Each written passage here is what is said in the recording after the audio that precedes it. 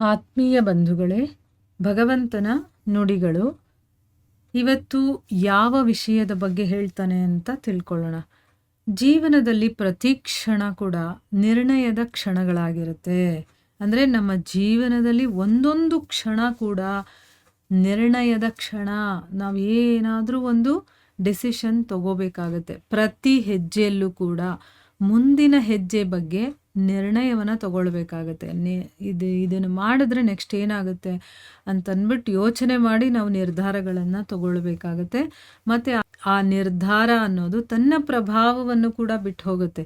ನಾವು ತಗೊಂಡಿರುವಂಥ ಒಂದು ನಿರ್ಣಯ ಅದು ತನ್ನ ಯಾವುದೋ ಒಂದು ಪ್ರಭಾವವನ್ನು ಬಿಟ್ಟು ಹೋಗುತ್ತೆ. ಈ ದಿನ ನಾವು ಮಾಡಿರುವಂತಹ ನಿರ್ಣಯ ಇದೆಯಲ್ಲ, ಅದು ಭವಿಷ್ಯದಲ್ಲಿ ಸುಖವನ್ನು ಕೊಡುತ್ತೆ ಅಥವಾ ದುಃಖವನ್ನು ಕೊಡುತ್ತೆ ಅಲ್ವಾ. ನಾವು ಏನು ಇವಾಗ ಡಿಸಿಷನ್ ತಗೊಳ್ತೀವೋ ಅದು ನಮಗೆ ಮುಂದೆ ಅದರ ಫಲವನ್ನು ಕೊಡುತ್ತಲ್ಲ, ಅದು ನಮಗೆ ಸುಖನಾದರೂ ಕೊಡ್ಬೋದು, ದುಃಖನಾದರೂ ಕೊಡ್ಬೋದು. ನಮಗೆ ಅಷ್ಟೇ ಅಲ್ಲ, ಬರೀ ನಾನು ತಗೊಂಡಿರೋ ಡಿಸಿಷನ್ನಿಂದ ನನಗಷ್ಟೇ ತೊಂದರೆ ಆಗೋದಿಲ್ಲ ಅಥವಾ ದುಃಖ ಸುಖ ಸಿಗೋದಿಲ್ಲ, ನಮ್ಮ ಪರಿವಾರದವರಿಗೂ ಕೂಡ ಸಿಗತ್ತೆ, ಮತ್ತು ಮುಂದೆ ಬರುವಂಥ ವಂಶದವರಿಗೂ ಕೂಡ. ಅದಕ್ಕೆ ನೋಡಿ, ಒಂದು ಡಿಸಿಷನ್ ತಗೊಳ್ಳೋದ್ರಿಂದ ಎಷ್ಟು ಜನರಿಗೆ ತೊಂದರೆ ಆಗ್ಬೋದು ಅಥವಾ ಒಳ್ಳೆಯದು ಆಗ್ಬೋದು. ಅದಕ್ಕೆ ಪ್ರತಿ ಕ್ಷಣ ಕೂಡ ನಾವು ಏನಾದರೂ ಒಂದು ನಿರ್ಧಾರಗಳನ್ನು ತಗೊಳ್ತಾ ಇರ್ತೀವಿ. ಯಾವಾಗಾದರೂ ಏನಾದರೂ ತೊಂದರೆ ಮುಂದೆ ಬಂದಾಗ ಮನಸ್ಸು ವ್ಯಾಕುಲವಾಗಿಬಿಡುತ್ತೆ.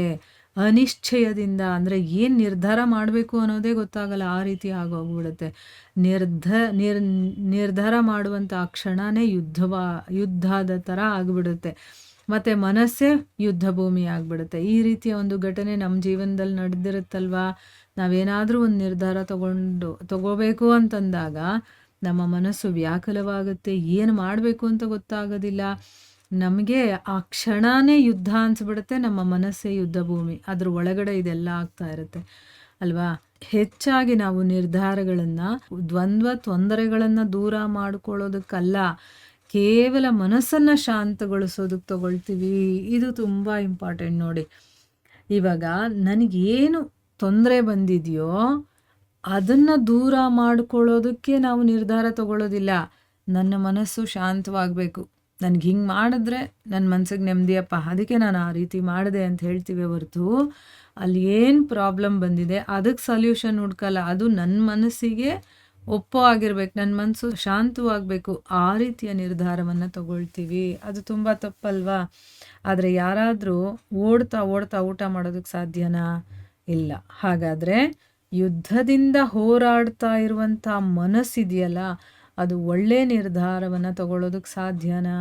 ಇಲ್ಲ. ಮನಸ್ಸಲ್ಲಿ ಕುದೀತಾ ಇರುತ್ತೆ. ಅಂಥ ಒಂದು ಕುದೀತಾ ಇರಬೇಕಾದ್ರೆ, ಅಥವಾ ನನಗೇನೋ ಒಂದು ಪ್ರಾಬ್ಲಮ್ ಬಂದ್ಬಿಟ್ಟಿದೆ, ಆ ಮನಸ್ಸು ಗೊಂದಲದಲ್ಲಿ ಹೋರಾಡ್ತಾ ಇರುತ್ತೆ, ಅಂಥ ಸಮಯದಲ್ಲಿ ನಾವೇನಾದರೂ ನಿರ್ಧಾರ ತಗೊಳ್ಳೋದಕ್ಕೆ ಸಾಧ್ಯ ಆಗುತ್ತಾ? ಖಂಡಿತವಾಗ್ಲೂ ಇಲ್ಲ. ಈಗ ಶಾಂತ ಮನಸ್ಕರಾಗಿ ಯಾರಾದರೂ ಒಂದು ನಿರ್ಧಾರವನ್ನು ತಗೊಂಡ್ರೆ ಅವನು ತನ್ನ ಜೀವನಕ್ಕೆ ಒಂದೊಳ್ಳೆ ಸುಖದ ಭವಿಷ್ಯವನ್ನು ನಿರ್ಮಾಣ ಮಾಡಿಕೊಳ್ತಾನೆ. ಅಂದರೆ ಮನಸ್ಸು ಶಾಂತವಾಗಿದ್ದಾಗ ನಿರ್ಧಾರವನ್ನು ತಗೊಳ್ಬೇಕು ಅಂತ.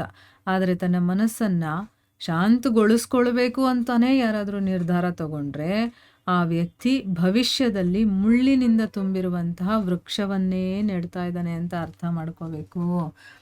ನೋಡಿದ್ರಾ ಎಷ್ಟು ಚೆನ್ನಾಗಿದೆ ಇದು. ಈಗ ಯಾವುದಾದ್ರೂ ಒಂದು ನಿರ್ಧಾರವನ್ನು ತಗೊಳ್ಬೇಕಾದ್ರೆ ಮೊದಲು ನಮ್ಮ ಮನಸ್ಸು ಶಾಂತವಾಗಿದೆಯಾ ಅಂತ ನೋಡ್ಬೇಕು. ಯಾರನ್ನು ಪ್ರೀತಿಸ್ತಾ ಇರ್ತೀವಿ, ಆ ಒಂದು ಉದ್ವೇಗ ಇರುತ್ತಲ್ಲ, ಆ ಒಂದು ಪ್ರೀತಿಯ ಉನ್ಮತ್ತತೆ, ಅದರಲ್ಲಿ ಏನೋ ಒಂದು ನಿರ್ಧಾರ ತಗೊಳ್ಳೋದು. ಅಥವಾ ಯಾರನ್ನಾದರೂ ದ್ವೇಷ ಮಾಡ್ತಿರ್ತೀವಲ್ವಾ ಆಗ, ಅಥವಾ ಕೋಪ ಮಾಡ್ಕೊಂಡಿರ್ತೀವಲ್ವಾ ಆವಾಗ ನಾವು ನಿರ್ಧಾರ ತಗೊಳ್ಳೋದು. ಈ ರೀತಿ ಮನಸ್ಸು ಒದ್ದಾಡ್ತಾ ಇರುತ್ತೆ ಅಥವಾ ಯುದ್ಧದ ರೀತಿಯಲ್ಲಿರುತ್ತೆ. ನಿರ್ಣಯವನ್ನು ಏನು ತಗೋಬೇಕು ಅಂತ ಗೊತ್ತಿರೋದಿಲ್ಲ. ಅಂಥ ಒಂದು ಸಮಯದಲ್ಲಿ, ಅಂದರೆ ಅದೇ ಮೊದಲು ಒಳಗಡೆಯಿಂದ ಯುದ್ಧದ ಹಾಗೆ ಹೋರಾಡ್ತಾ ಇರುವಂಥ ಮನಸ್ಸಿನಿಂದ ನಾವು ಯಾವತ್ತೂ ನಿರ್ಧಾರಗಳನ್ನು ತಗೊಳ್ಳೋದಕ್ಕಾಗೋದಿಲ್ಲ. ತಗೊಂಡ್ರೂ ಕೂಡ ಅದರಿಂದ ನಮಗೆ ತೊಂದರೆನೇ ಆಗುತ್ತೆ ಅಂತ ಅರ್ಥ. ಸುಖವನ್ನು ಕೊಡೋದಿಲ್ಲ ಅದು. ಅದರ ಬದಲಾಗಿ ಮನಸ್ಸನ್ನು ಫಸ್ಟು ಶಾಂತಗೊಳಿಸಿ, ಆ ಶಾಂತ ಮನಸ್ಸಿನಿಂದ ಏನಾದರೂ ನಾವು ನಿರ್ಧಾರ ತಗೊಂಡ್ರೆ ಅದು ನಿಜವಾಗ್ಲೂ ನಮಗೆ ಒಳ್ಳೆಯದನ್ನು ಮಾಡುತ್ತೆ ಅಂತ ಅರ್ಥ. ಇಲ್ಲಿ ಮಹಾಭಾರತದಲ್ಲಿ ಯಾವ ಘಟನೆಯನ್ನು ನೋಡಿದಾಗ ನಮಗೆ ಇದು ಅರ್ಥ ಆಗುತ್ತೆ ಅಂದರೆ, ಉದಾಹರಣೆಗೆ ಗಾಂಧಾರಿ ತಗೊಳ್ಳುವಂಥ ನಿರ್ಧಾರ.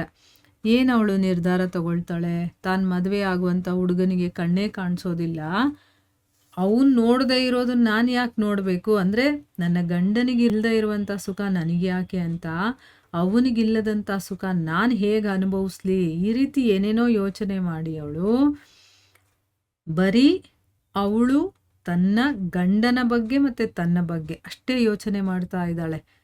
ಇದನ್ನು ಬಿಟ್ಟು ಅವಳು ಬೇರೆ ಏನೂ ಯೋಚನೆ ಮಾಡ್ತಾ ಇಲ್ಲ. ನಾನು ಈ ರೀತಿ ಕಣ್ಣು ಕಟ್ಕೊಂಡ್ರೆ ಮುಂದೆ ಏನಾಗ್ಬೋದು, ಈ ರಾಜ್ಯದ ಗತಿ ಏನು, ಅಥವಾ ನನಗೆ ಹುಟ್ಟೋ ಮಕ್ಕಳ ಗತಿ ಏನು, ಅಥವಾ ಈ ವಂಶದಲ್ಲಿ ಏನೇನೆಲ್ಲ ಆಗಬಹುದು, ಅದ್ರ ಬಗ್ಗೆ ಯಾವುದ್ರ ಬಗ್ಗೆನೂ ಅವಳು ತಲೆ ಕೆಡಿಸ್ಕೊಂಡಿಲ್ಲ.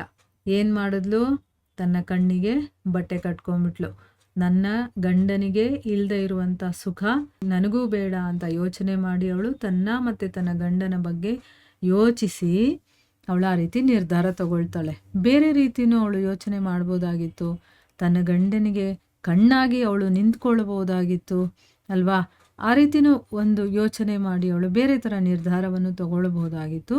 ಇಲ್ಲಿ ತನ್ನ ಮನಸ್ಸಿನ ಸಮಾಧಾನಕ್ಕೆ ಅವಳು ನಿರ್ಧಾರವನ್ನು ತಗೊಳ್ತಾಳೆ. ಅದು ಧೃತರಾಷ್ಟ್ರನಿಗೆ ಇಷ್ಟ ಆಗೋದಿಲ್ಲ. ಅವಳ ಒಂದು ನಿರ್ಧಾರ ಇಡೀ ವಂಶನೇ ಭೋಗಿಸ್ಬೇಕಾಗಿ ಬಂತು. ಆ ರೀತಿ ಆಗೋಯ್ತು. ಒಳ್ಳೆ ಮಕ್ಕಳು ಹುಟ್ಟಲಿಲ್ಲ, ಧೃತರಾಷ್ಟ್ರನಿಗೆ ರಾಜ್ಯ ಸಿಕ್ಕಲಿಲ್ಲ, ಮಕ್ಕಳಿಗೂ ಕೂಡ ರಾಜ್ಯ ಸಿಗಲಿಲ್ಲ. ಅದರಿಂದ ಏನಾಯಿತು? ದ್ವೇಷ, ಅಸೂಯೆ ಇದೆಲ್ಲ ಬೆಳ್ಕೊಳ್ತು, ಯುದ್ಧನೇ ಆಗ್ಬಿಡುತ್ತೆ. ಇದಕ್ಕೆಲ್ಲ ಕಾರಣ ಅವಳು ತಗೊಂಡಂಥ ನಿರ್ಧಾರ. ಅವಳು ತನ್ನ ಮನಸ್ಸಿನ ಸಮಾಧಾನಕ್ಕೆ ನಿರ್ಧಾರ ತಗೊಳ್ತಾಳೆ ಹೊರತು ತನ್ನ ಮತ್ತು ತನ್ನ ಗಂಡನ ಬಗ್ಗೆ ಯೋಚನೆ ಮಾಡ್ತಾಳೆ ಹೊರತು ಅವಳು ಬೇರೆ ಒಂದು ಪರ್ಸ್ಪೆಕ್ಟಿವಿಂದನೂ ಕೂಡ ಯೋಚನೆ ಮಾಡ್ಬೋದಾಗಿತ್ತು, ಆದರೆ ಮಾಡೋದಿಲ್ಲ ಅವಳು. ಸೊ ಈ ರೀತಿ ಶಾಂತವಾದಂಥ ಮನಸ್ಸಿನಿಂದ ಯೋಚನೆ ಮಾಡಿದಾಗ ಒಂದು ಒಳ್ಳೆ ನಿರ್ಧಾರವನ್ನು ನಾವು ತಗೋಬೋದು ಅಂತ ಈ ಭಗವಂತನ ನುಡಿಯಿಂದ ನಾವು ಕಲಿಬೋದು. ಮಹಾಭಾರತದಲ್ಲಿ ಇರುವಂಥ ಘಟನೆಯಿಂದ ನಾವು ಕಲಿಬೋದು ಅಂತ ತಿಳ್ಕೊಬೋದು. ಹರೇ ಕೃಷ್ಣ.